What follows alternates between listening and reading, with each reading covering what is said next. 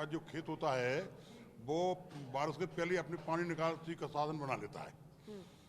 और अब तो जगह जगह सड़कें हो गई हैं, अगर कहीं कोई दिक्कत आती है तो तुरंत वहाँ मदद पहुँचाई जाती है।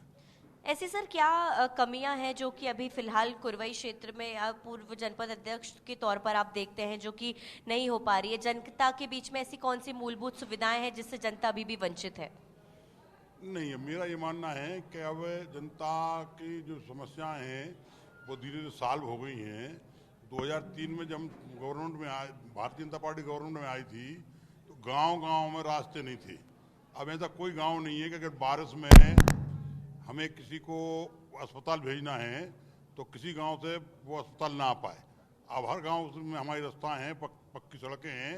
ऐसा कोई गांव नहीं है जहां हमारी पक्की सड़क ना हो और हम गांव शहर तक ना ला पाए। हेलो जी, माफ़ कीजिएगा सर, आप एबीवीपी में रहे हैं, जनसंघ में रहे हैं, 10 साल तक जनपद अध्यक्ष रहे हैं कुरवई के। कैसे देखते हैं? और युवाओं को खासकर देखिए, एबीवीपी में काफ़ी ज़्यादा युवाओं को आपके साथ जुड़े होंगे। क्या लगता है जनसंघ से एबीवीपी का सफ़र और अब यहाँ पर आप पहुँचे हैं, कितना बदला है राजनीति करने का तरीका? और आप कैसे देखते हैं कितनी और ज़्यादा मजबूत हुई है पार्टी? देखिए, पार्टी तो भारतीय जनता पार्टी के अंग हैं, एबीवीपी, विद्यार्थी परिषद, विश्व हिंदू परिषद। उसमें काम करते करते धीरे धीरे हम लोग भारतीय जनता पार्टी की तरफ आए हैं। और जहाँ तक युवा वर्ग का काम है, युवा वर्ग का सवाल है, अब प्राइवेट सेक्टर में इतने रोजगार हैं कि अब लोगों को रोजगार की समस्या है नहीं। अब लोग कहते हैं कि रोजगार की समस्या है, जबकि आप भी देख रही हैं कि अब लोगों को ज़्यादा बेरोजगारी जो आज से 20 साल पहले थी वो अब बची नहीं है। यानी कि बेरोजगारी पूरी तरीके से अब खत्म हो चुकी है, कुछ हद तक समाप्त हो गई है। काफ़ी हद तक। सर, लगातार आपने काम किया है, इस बार भी कुरवई विधानसभा सीट की अगर हम बात करें तो बीजेपी क्या दोबारा से यहाँ पर कमल खिलाने वाली है? क्योंकि एक सीट जो है बस विदिशा की मेन रह गई थी, बाकी तो हालांकि बीजेपी लगातार अपनी पकड़ बनाई हुई है इन सीटों पर। क्लीन स्वीप मिलेगा कि नहीं इस बार? कुरवाई नहीं, 5 सीटें भाजपा जीतेगी। वो एक सीट कहीं ना कहीं कोई हम लोगों में चूक हो गई, इसलिए 45 साल की सीट हमारी चली गई थी। इस सीट पे हम 45 साल से जीतते आए थे और ये सीट हम हार गए थे। हम उसको ठीक करेंगे और हमारा ये लक्ष्य रहेगा कि 5 विधानसभा जीतें और कुरवाई भी जीतेंगे। उसमें कुरवई में सर 4 बार बीजेपी के विधायक रह चुके हैं, लेकिन एक भी बार टिकट रिपीट नहीं हुआ है। इसके पीछे की क्या वजह है? आप इसको कैसे देखते हैं? टिकट की सबसे ज्यादा चकल्लस होती है हमेशा। क्या है ये मामला, तो पार्टी हाईकमान देखता है। हमारा प्रदेश भारतीय जनता पार्टी, राष्ट्रीय भारतीय जनता पार्टी ये तय करती है और वो जो फीडबैक उसको मिलता है उस हिसाब से वो अपने उम्मीदवार तय करती है। हम लोग तो कार्यकर्ता हैं, जिसको टिकट मिल गया उसका काम करते हैं और कोशिश करते हैं कि वो जीत जाए। अगर विधानसभा की बात करें, विधानसभा सीट के साथ साथ सागर की लोकसभा के पर भी आपकी नज़र है, हमको सुनाई में आया है। आप वहाँ को लेकर भी दावेदारी कर रहे हैं, यहाँ पर भी कर रहे हैं। कैसे देखते हैं, क्या इस बार पार्टी भरोसा जताने वाली है आपके ऊपर? नहीं, ये तो पार्टी का फैसला होता है। मैंने पहले भी दावेदारी की थी, लेकिन पार्टी को मैं उपयुक्त तो समय नहीं लगाऊंगा, इसलिए पार्टी ने दूसरे उम्मीदवार को टिकट दे दिया। तो इस बार तैयारी है? इस बार आप कैसे दिखाएंगे पार्टी के सामने? पहला लक्ष्य हम लोगों का विधानसभा चुनाव जीतना है। विधानसभा चुनाव में सरकार बने, इसके बाद लोकसभा पर विचार करेंगे।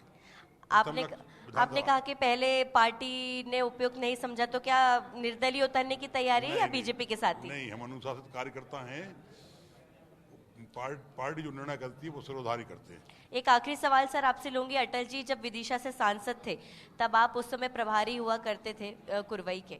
कितना बदलाव हो गया अटल जी के समय में? और अब तो मुख्यमंत्री शिवराज सिंह चौहान है, वो भी सांसद रहे हैं, सुषमा स्वराज जी रही हैं, लेकिन कुरवई लगातार बीजेपी क्या पकड़ बनाई हुई है, कैसे देखते हैं? कुरवाई की पकड़ का मूल कारण ये है, कुरवाई में काम हुए हैं। कुरवाई में हमारे यहाँ 2003 में एक बूंद पानी से सिंचाई नहीं होती थी हमारे यहाँ। आज हमारे यहाँ 3 डैम हैं। जैसे हमारा एक कोठा डैम है, जिससे हमारी 22,000 हेक्टेयर जमीन की तैयारी हो गई है। एक हिनौता डैम है, उससे 80,000 हेक्टेयर जमीन सिंचेगी। मैंने कुरवाई और पठारी प्लस बासुदा कुछ एरिया, ये हमारा एरिकेट हो गया किसानों के लिए। तो ये पार्टी की एक बहुत बड़ी उपलब्धि है। 80% जमीन अगर सिंचित हो रही है विधानसभा की, तो ये बहुत बड़ी उपलब्धि है। सर बहुत हम कह सकते हैं आपको शुभकामनाएं, आपके आगामी जो भी हम कह सकते हैं जो भी आपकी रणनीति है, जो भी प्लान्स है, चाहे विधानसभा की बात करें, लोकसभा की बात करें, हालांकि जनता जो है वो तो अपना जवाब दे ही देगी दोनों चुनाव में, लेकिन आप लगातार लगे रहे, ये हमारी शुभकामनाएं हैं आपको। बहुत बहुत धन्यवाद। रेसिडेंट एडिटर सुधीर डंडोतिया जी और MP हेड सेल्स अनुज तिवारी जी को आमंत्रित करना चाहूंगी स्टेज पर, कि वो स्टेज पर आए और यहाँ पर प्रेम नारायण तिवारी जी का मेमेंटो से सम्मान करें। लगातार यहाँ पर पॉलिटिकल डिस्कशन कर रहे हैं। जोरदार तालियां एक बार हो जाए प्रेम नारायण तिवारी जी के लिए।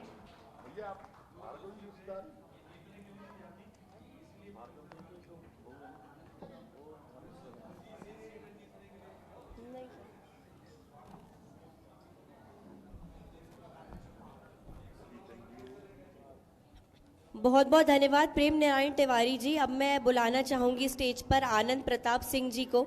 आनंद प्रताप सिंह जी जो कि कांग्रेस के नेता हैं, ज़ोरदार तालियों से एक बार आनंद प्रताप जी का स्वागत किया जाए। पुष्पगुच्छ से आमंत्रित करने के लिए assistant manager sales Ravi Saini ji को मैं बुलाना चाहूँगी कि पुष्पगुच्छ से आनंद प्रताप सिंह का स्वागत करें। ज़ोरदार तालियां हो जाए। मेरे सहयोगी शब्बीर अहमद मौजूद हैं स्टेज पर, जो कि इस पॉलिटिकल डिस्कशन को आगे बढ़ाएंगे। बहुत बहुत धन्यवाद अमृतांशी आपका। आनंद प्रताप सिंह जिला उपाध्यक्ष है कांग्रेस के। संगठन की बहुत महत्वपूर्ण भूमिका रहती है अगर किसी भी नेता को टिकट के जिसको मिला उसको जीत दिलाने के लिए। क्या रहेगी इस बार संगठन की भूमिका, क्योंकि कहा जाता है कि कांग्रेस